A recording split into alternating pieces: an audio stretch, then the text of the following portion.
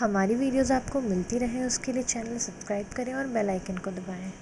Hello my dear students, आज हम elementary गुरु channel पर बात करने जा रहे हैं class 7 science chapter number 4 heat की।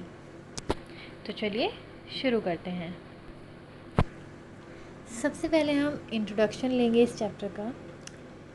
Woolen clothes are made from animal fibers. You also know that cotton clothes are made from plant fibers.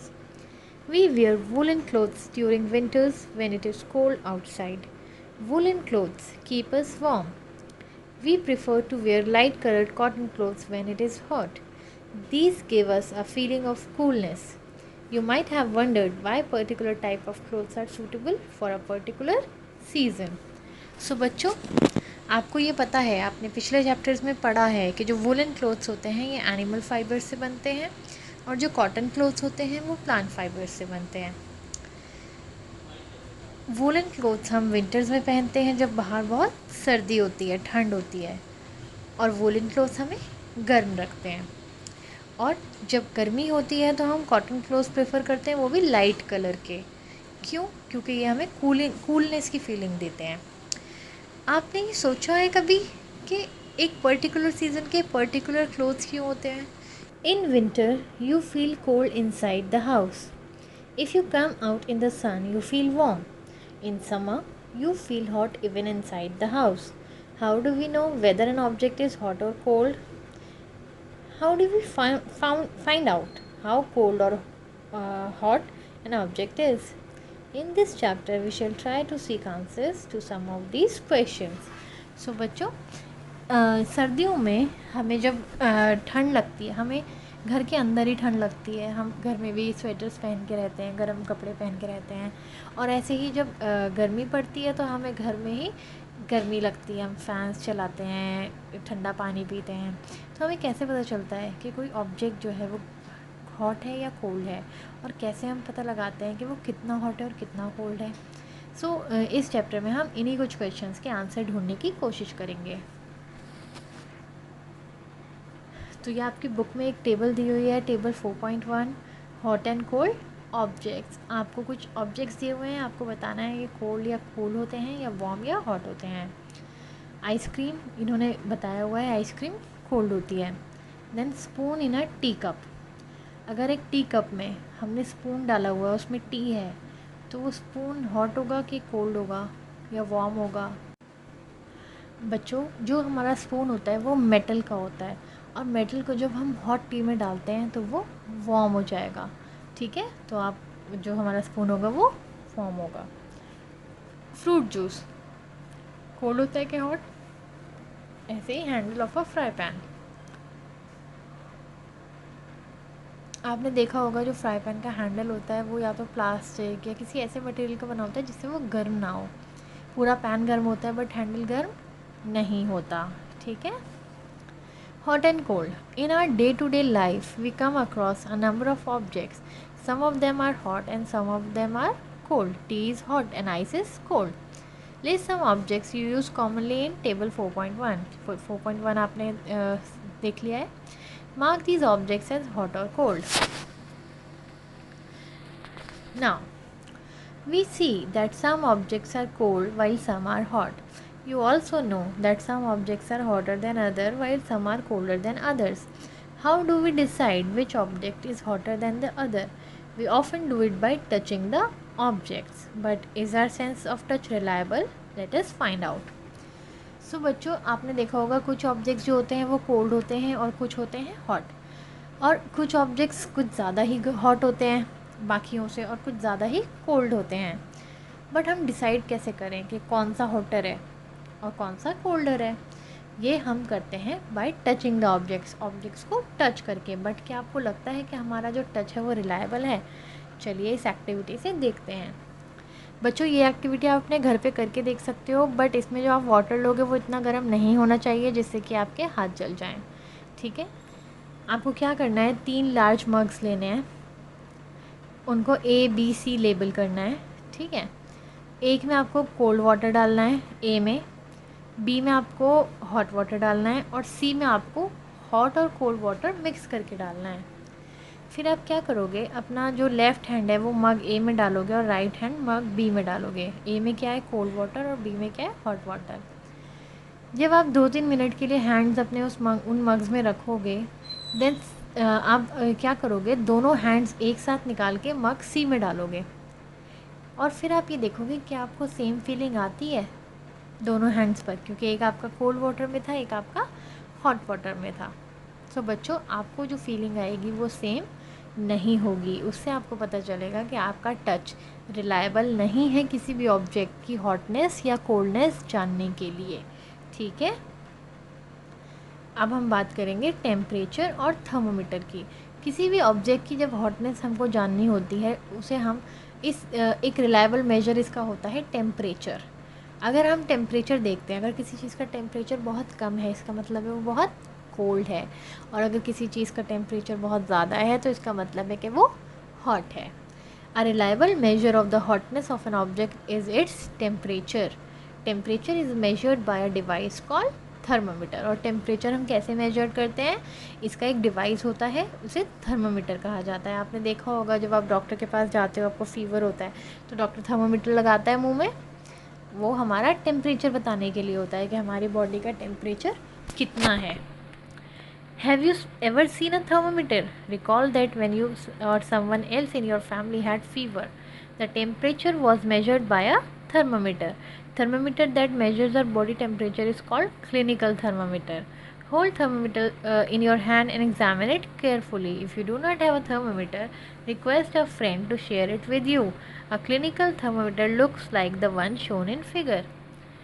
ये अभी हमने डिस्कस किया कि जब हम डॉक्टर के पास जाते हैं, वो हमारा बॉडी टेम्परेचर थर्मामीटर से चेक करते हैं, और जो बॉडी का टेम्परेचर जो थर्मामीटर मेजर करता है उसे क्लिनिकल थर्मामीटर कहते हैं। देखो यहाँ नीचे बना हुआ भी है, ये क्लिनिकल थर्मामीटर है। आजकल तो डिजिटल वाले थर्मामीटर आ गए, उन्हें हम मुंह में लगाते हैं और उसमें डिजिटली हमारा टेम्परेचर लिखा हुआ आ जाता है। A clinical thermometer consist of a long narrow glass tube. आपने देखा होगा जो ये क्लिनिकल थर्मामीटर होते हैं कैसे होते हैं, पतले से लंबे से होते हैं, ग्लास के, कांच के होते हैं। इनके अंदर मर्क्यूरी होता है। मर्क्यूरी एक वो होता है जो मतलब एलिमेंट है जो हमारा जो टेम्परेचर है उसे ज़्यादा या कम बताता है। Outside the bulb a small shining thread of mercury can be seen. If you do not see the mercury thread, rotate the thermometer a bit till you see it. You will also find a scale on thermometer. और आपने देखा होगा thermometer पे एक scale होता है, कुछ numbers लिखे होते हैं। वो नंबर क्या होते हैं, वो होते हैं जो हमें बताते हैं कि हमारा टेम्परेचर क्या है। टेम्परेचर 2 यूनिट्स में नापा जाता है, एक होता है फ़ारेनहाइट और एक होता है सेल्सियस। ठीक है, थर्मामीटर पढ़ते कैसे हैं? Let us learn how to read a thermometer. First, note the temperature difference indicated between the two bigger marks. उसमें आपने जैसे देखा होगा, जैसे आपका स्केल होता है, स्केल में जहाँ 1 लिखा होता है और 2 लिखा होता है, उसके बीच में जो पॉइंट्स होते हैं, आपने कभी काउंट किए, वही उसका डिफरेंस होता है। तो जैसे कि अगर आपका जो स्केल है उसमें 1-2 के बीच में 10 पॉइंट्स होते हैं। ठीक है, तो ऐसे ही थर्मामीटर में भी कुछ डिविजन्स होते हैं। So note down these number of divisions between these marks. Suppose the bigger mark read 1 degree and there are 5 divisions between them. Then one small division can read 0.2 degree. ठीक है, wash the thermometer preferably with the antiseptic solution. Hold it firmly and give it a few jugs. आपने देखा होगा doctor जब हमारा temperature measure करने वाला होता है तो उसका जो एक तो थर्मोमीटर है वो किसी लिक्विड में रखा होता है, वो लिक्विड होता है एंटीसेप्टिक सॉल्यूशन, जिससे कि हर कोई उस थर्मोमीटर को अपने मुंह में लेता है तो एक की इन्फेक्शन दूसरे के मुंह में ना जाए। और उसके बाद आपने देखा होगा कि पहले वो उसको कई बार झटके से देते हैं डॉक्टर जो होते हैं थर्मोमीटर को, ताकि वो एंटीसेप्टिक सॉल्यूशन उस पर से हट जाए। उसके बाद वो उसे फर्म होल्ड करते हैं। ठीक है, जो जर्क्स देते हैं उससे क्या होता है, मरकरी का लेवल नीचे आ जाता है, और ये मरकरी का लेवल चेक करने से पहले 35 डिग्री से कम होना चाहिए। फिर वो ये जो मरकरी जो बल्ब होता है मरकरी का आगे, उसे थर्मोमीटर को हमारी टंग के नीचे लगाते हैं और 1 मिनट के बाद थर्मोमीटर को निकाल के नोट करते हैं उसकी रीडिंग। यही हमारी बॉडी का टेम्परेचर होता है जो सेल्सियस में बताया जाता है। ठीक है, नॉर्मल जो टेम्परेचर होता है ह्यूमन बॉडी का वो होता है 37 डिग्री सेल्सियस।